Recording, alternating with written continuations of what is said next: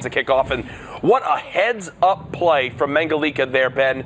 Recognizing that the player that just got up is obviously not going to have enough time to heal. You hop back in, and remember, we play in competitive with the 50 health per elimination. There, only 8 HP. You gain 50 more health, now up to 58. The very edge of the zone almost claimed him at that point, 8 HP before he moved in, but like you said, 50 HP from Siphon, a potential chance to pick up some extra mats. Oh my gosh. CG Skay on side here, just take a tap fire at the ballers. At this point, you're going to have players it's an interesting situation. 200 HP on a baller, Jack, means you have the opportunity to try and laser one of those down and break a player out of baller, especially late game. You'll notice these things tend to play out. There's going to be a lot of ballers remaining and only a few players left alive outside of those. They're going to be moving through their structures, which means they have an opportunity. Maybe you poke a baller or two and try and break a player out of them. It forces them potentially into an engagement. You might not get the elimination, Jack, but the point is the player count does go down. And oh my gosh. That boogie bomb play there on the baller, it takes them out, and they claim that one as their own. A single elim there, Precision May goes down. These two are bunkered inside this structure, Jack. Brilliant play right there. Remember, if you hit someone with a boogie bomb when they're in the baller, it basically just ejects them out. And next thing you know, they're dancing and not in a fun spot to be in for a fight.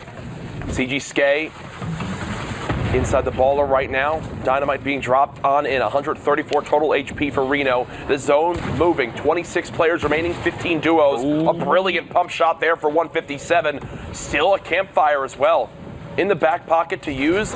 Nice job building that ceiling just above himself. It gets a little bit weird when you get on that higher elevation, but Reno, you can tell, well practiced, well versed in these late game rotations. Does whiff that boogie bomb there though. Oh, there's the follow-up. There's the follow-up. Skay pushing in to try and help out his teammate at the very edge of the zone now. For a moment there, I was curious. They were separated, Skay and a baller, Reno not. He was out running around on his own. It essentially becomes a play-your-own-life situation because if you're in a baller, you have the advantage. You have kind of a free shield, a layer of protection, plus you're crazy mobile. There's no reason that they necessarily have to sacrifice. And this is actually a perfect example. Skay stays down below. He's in the baller, and Reno takes the opportunity as the zone is moving. You see in the bottom right corner of your screen a southwest push for the map. You might as well pop the rift to go and use that as a rotation. Lemon there sitting inside a campfire. That signal there might be an opportunity for somebody to take some shots. We'll see here. Reno has the high ground, Jack. And Skay, his teammate, drops right on top. These two are dominating elevation this match. And you see still 89 total builds available for CG Skay. They're going to look above, see what they can spot from the players because many rifted because a second rift wound up getting popped. Still 88 builds remaining, already 10 eliminations so far. These two players in a brilliant spot to secure this victory royale. Another one comes on in. Now 11 eliminations, only 18 players in total as the number continues to dwindle. The 7th zone about to close, and again, they're going to have to move completely out of the current zone yet again with these late game moving zones. 14 players now remaining, and you know what? They just can keep the high ground for the rest of this game. With this many builds left, they're just going to blanket the sky with these cone and floor combos. They're actually not held up by too much, but at this point, they don't want to stay up too high. They will have to watch out for the rift, though. Like you were saying, there's a potential chance the zone might rotate back that direction, which may leave this branch they built kind of exposed. It is metal, pretty well supported, and I think in a situation where it starts to get shot down, they could waterfall their way down the wall ramp to catch themselves, to not take any fall damage. It's easy to drop down, and they're looking for any shot they can. They still have the high ground here. Skay does jump on in, a little bit of fall damage. Reno catches himself on the way down, and we're looking for a push here. 12 eliminations between the duo.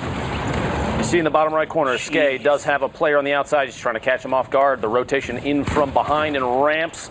Try and get the high ground and quick check up, see if there's anybody above him. 14 limbs now as Reno finishes his elimination on Shatsu. Sizzy on top and Luca now in this fight. Only 6 players in total, and there Skay with another one. Now 15 eliminations. This squad, Ben, has wiped nearly a fifth of the lobby by themselves. Another one comes on in. Now just 4 players remaining. It's a 2v1v1. 2v1. Sidewipe goes down. Mengalika has the high ground, but Reno and Skay are both sitting pretty with HP and shield. Mengalika takes a solid shot, and he goes down. Reno and Skay securing that victory royale.